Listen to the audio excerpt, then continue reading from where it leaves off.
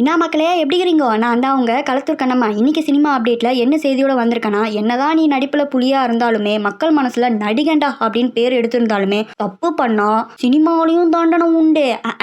அதான் சினிமா லாபடி நீ நடிக்கவே கூடாதுன்னு ரெட் கார்டு கொடுக்கப்பட்டு சினிமால இருந்து அப்படியே ஒதுக்கப்பட்ட 6 பிரபலங்களை பத்தி தான் இன்னைக்கு நம்ம பார்க்க போறோம். வாங்க அந்த லிஸ்ட்ல யார் யார் இருக்காங்கன்னு பார்த்துருவோம். பகவதி படத்துல நடிச்சு தளபதி ரசிகர்களுக்கிடையே கொண்டாடப்பட்ட நடிகர் தாங்க இவரு. 2000ல மலமலமலன் புகழ் உச்சிக்கு போயிட்டாருன்னா பாத்துக்கோங்களேன். இருந்தும் இன்னும் அப்புறம் புகழ் போதையில மயங்கிட்டாரு போல. கொஞ்சம் ஆடிதான் பாப்போம்னு ஆட படப்பிடிப்பு இடத்துக்கு எப்பவுமே லேட்டாவே வரது. அப்படியே வந்தாலும் ஹீரோயின்களோட அப்படி இப்படி கொஞ்சம் கடலை போட்டுட்டு இருக்கிறதுன்னு இருந்திருக்காரு. இதை பார்த்துட்டு அப்படியே பொங்கி எழுந்த தயாரிப்பாளர்களும் இயக்குனரும் இவனோட ஆட்டத்தை ஒரேடியா நிறுத்தணுன்றதுக்காக இவருக்கு ரெட் கார்டு கொடுத்துட்டாங்க. இருந்தாலுமே இவரு இப்ப வெப் சீரியஸ்லாம் நடிச்சிட்டு இருக்காரு. வேற யாரு? நடிகர் ஜெய் தான். என்னடா இந்த ஹீரோயினுக்கு வந்த சோதனை. 2000ல புகழ் உச்சியில இருந்த நடிகை தாங்க இவங்க. நயன்தாராவே செகண்ட் ஹீரோயினியா நடிச்சாங்கன்னா பாத்துக்கோங்களேன். இவங்க படத்துல அந்த அளவுக்கு பீக்ல இருந்தவங்க. ஹிந்தில ஸ்ரீதேவி ஆகணும்ன்ற ஆசைப்பட்டு கிளம்பி போனவங்க தான் இந்த நடிகை. கடைசியில இவங்களை காணவில்லை அப்படின்ற மாதிரி நோட்டீஸ் போடுற அளவுக்கு தமிழ் சினிமால தேட ஆரம்பிச்சிட்டாங்க. 2011 ரெடி என்ற படத்துல சல்மான் கானுடன் நடித்த போது அந்த படத்துக்காக ஸ்ரீலங்கா வரைக்கும் போக வேண்டியதா இருந்ததுங்க. ஆனா அந்த நேரத்துல தான் தமிழ்நாட்டுக்கும் ஸ்ரீலங்காக்கும் டிஷன்ல ஸ்ரீலங்காக்கு யாரும் போய் நடிக்க கூடாதுன்னு பெரியவங்களா கூடி சொல்லியும் இந்த நடிகை கேட்காம போய் நடிச்சிருக்காங்க. சோ கடுப்பான இவங்க என்ன பண்ணிருக்காங்கன்னா, தமிழ் சினிமாவில் இனிமே நீங்க நடிக்க கூடாது அப்படின்னு ரெட் கார்டு கொடுத்து அனுப்பி விட்டாங்க.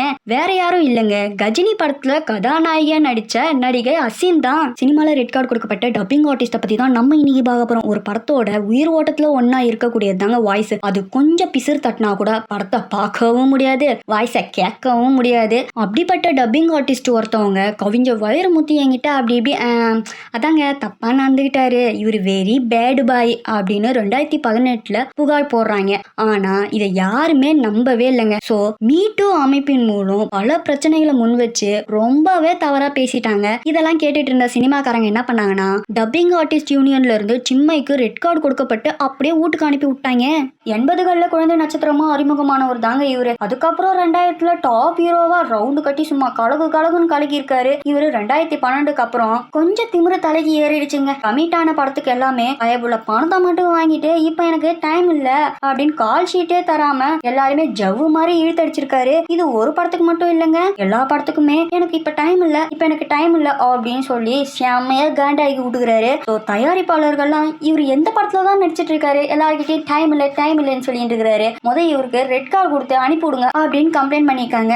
இவரால கொஞ்ச காலத்துக்கு படம் நடிக்க முடியாம இப்பதான் மறுபடியும் வெந்து தணிந்தது காடு மாநாடுன்ற படத்து மூலமா மறுபடியும் தமிழ் சினிமால காலடி எடுத்து வச்சிருக்காரு. கொஞ்சம் வாளையும் சுருட்டி வச்சிருக்காரு. யாருன்னு உங்களுக்கே தெரியும், நடிகர் சிம்பு தாங்க. தமிழ் சினிமா துறையில ரெட் கார்டு கொடுக்கப்பட்ட நடிகர் தாங்க இவர் ஆனா நடிகர்னு மட்டும் சொல்லிட முடியாது. ரைட்டரு, ப்ரொடியூசரு, டைரக்டர், டான்சரு, உலக அளவுல ஃபேமஸ் ஆனவர்னா பாத்துக்கோங்களேன். உங்களுக்கே யாருன்னு தெரிஞ்சிருக்கும். ஆமாங்க, நம்ம உலக நாயகன் கமலஹாசன் தான். ஏன் இவருக்கு கொடுத்தாங்க ரெட் கார்டு அப்படின்னு தானே கேக்குறீங்க. சொல்றேன், ராணுவம் மற்றும் தீவிரவாதிகளோட யுத்தமாக எடுக்கப்பட்ட விஸ்வரூபம் 2 தாங்க இந்த படத்துக்கான காரணம். ஏன்னா இந்த படத்தை எழுதி இயக்கி தயாரிக்கவும் செஞ்சாரு நம்ம உலக நாயகன் கமலஹாசன். அப்படியே ஏன் இந்த படத்தை OTTல போட்டக்கூடாது அப்படின்னு எண்ணத்தையும் அவரு வெளியிட்டாரு. இதை கேட்டு ஒட்டுமொத்த திரையுலகமே ஆடி போய் இல்ல தேவையில்ல அப்படின்னு அணைக்கட்டுற மாதிரி அவருடைய எண்ணத்தை தூளா ஆக்கி ரெட் கார்டும் கொடுத்துட்டாங்க.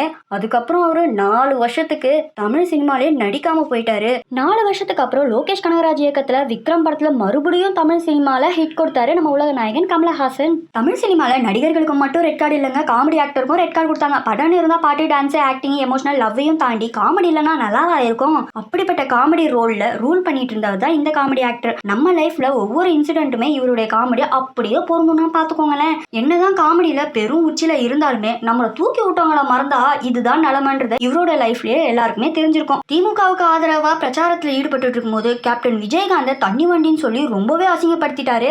யாருன்னு உங்களுக்கே தெரிஞ்சிருக்கும். ஆமாங்க, வைகை புயல் வடிவேலு தான். அதுக்கப்புறம் எங்க இவருக்கு படம் வாய்ப்பு கிடைச்சது. அதையும் தாண்டி 24ஆம் புலிகேசி படத்துல இவருக்கு ஒரு ஒப்பந்தமும் இருந்தது. என்ன அவருடைய நேரமோ என்னமோ தெரியல, இவருக்கு லாஸ்ட் வரைக்குமே பட வாய்ப்பே கிடைக்காம போயிடுச்சு. அந்த படத்துக்கு இவர் சரியான ஒத்துழைப்பும் கொடுக்கலன்ட்டு இயக்குனர் சங்கர் புகார் அளிச்சதுல இவருக்கு ரெட் கார்டு கொடுத்து வெளியே அனுப்பி விட்டாங்க. இருந்தாலுமே 2021ல மீண்டும் வரண்டா அப்படின்ட்டு உடச்சிக்கிட்டு வெளியே வந்தாலுமே அவர் நடிச்ச படம் எதுவுமே உருப்படியா ஓடல.